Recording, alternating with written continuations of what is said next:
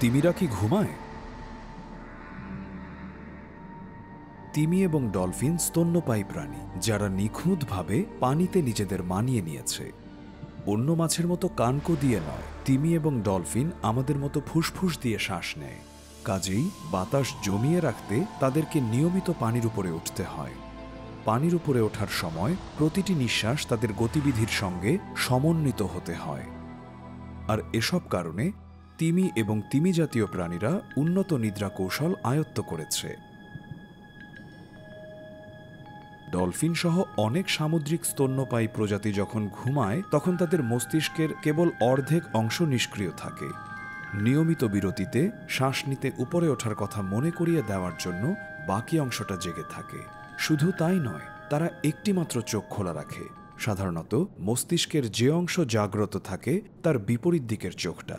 গবেষকরা আবিষ্কার করেছেন এই আধো ঘুমের বদৌলতে প্রাণীগুলোর একটি বিশ্রামের পর্যায় থাকে, এমনকি যখন তারা সক্রিয় থাকে তখনও। সব তিমি জাতীয় প্রাণী একরকমভাবে ঘুমায় না। সময় এবং অবস্থানের বিচারে বিরাট পার্থক্য রয়েছে। উদাহরণস্বরূপ, পাইলট তিমির দল একটি স্থিতিশীল গতিতে পানিতে ভ্রমণ করে। তারা অনুভূমিকভাবে ঘুমায় এবং অবিরাম গতিশীল থাকে, সরাসরি সমুদ্রপৃষ্ঠে। এর ফলে তারা নিয়মিত শ্বাস নিতে পারে।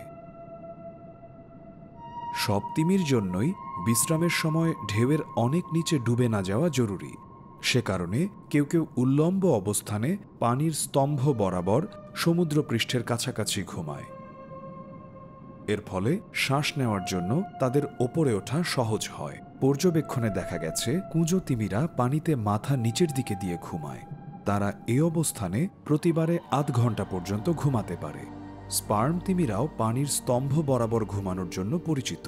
তারা সমুদ্রপৃষ্ঠের ঠিক নিচেই দলবদ্ধভাবে মাথা ওপরের দিকে দিয়ে নিজেদের সাজায়। তাদের এক ধরনের নিজস্ব সতর্কতা থাকে, যা নিশ্চিত করে বাতাস ফুরিয়ে যাওয়ার আগেই যাতে তারা ওপরে মাথা তোলে। কাজেই স্পার্ম তিমিদের মস্তিষ্কের দুটো ভাগই একসঙ্গে ঘুমোতে পারে, ঠিক মানুষের মতোই।